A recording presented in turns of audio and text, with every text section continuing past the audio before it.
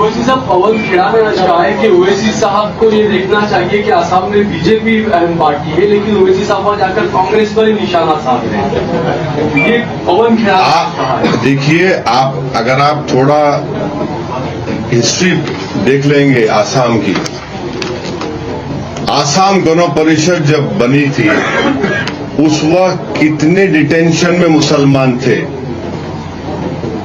और तरुण गोगोई जब मुख्यमंत्री बने कितने मुसलमान डिटेंशन में आए, ये आपको देखना पड़ेगा। तीसरा, डी वोटर जब एजीपी थे कितने थे, और तरुण गोगोई जब मुख्यमंत्री पद छोड़े कितने डी वोटर हो गए। चौथी बात यह कि कितने फॉरेनर्स ट्राइब्यूनल थे। फॉरेनर्स ट्राइब्यूनल बनाने वाला कौन? कांग्रेस। और फॉरेनर्स ट्राइब्यूनल का क्या है बताता हूं मैं आपको। उसमें जो 10 साल या 12 साल का लॉयर होता उसको ऑफिसर बना देते आप, गवर्नमेंट बनाती, जुडिशरी नहीं बनाती। तो कोई भी रोड चलता है तो जाके बोलेगा ये फॉरेनर है, बर्डन ऑफ प्रूफ उस पर आ जाता है। तो ऐसा है ना, जितनी परेशानी, तबाही और बर्बादी जो का आगाज कांग्रेस पार्टी ने किया, तो कांग्रेस पार्टी का एक ग्रेजुएशन सेंटर है और बीजेपी से उनको मास्टर्स और पीएचडी की डिग्री मिल जाती नफरत की।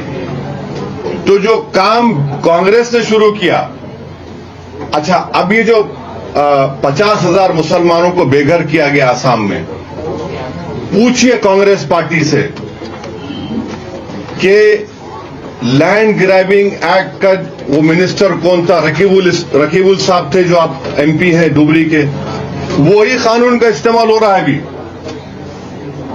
एनआरसी जब हुआ, लेट तरुण गोगोई साहब टुक प्राइड इन एनआरसी, और एनआरसी में 2 सेक्शन थे, ओरिजिनल ऑक्यूपेंट इनहेबिटेंट और नॉन ओरिजिनल। नॉन ओरिजिनल में मुसलमानों को डाला, कांग्रेस ने डाला उसको। और एक बात बोलता हूं, कांग्रेस की पार्टी में एक गोगोई साहब हैं, नॉट गौरव गोगोई, नॉट अखिल गोगोई, दूसरा गोगोई है।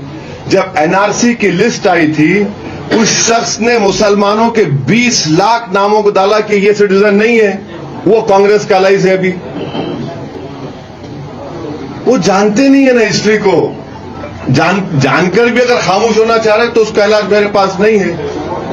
अच्छा, इतना सब जो एविक्शन हुआ 50,000 लोगों का, कहां थे भाई? वही बदरुद्दीन अजमल थे, लड़ रहे थे। और बदरुद्दीन अजमल तो सुप्रीम कोर्ट में कई केसेस डाले,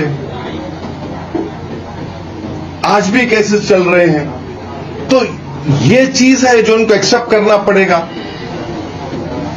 और आप बोलते ही नहीं है, आपके मुंह में दही जम जाता है।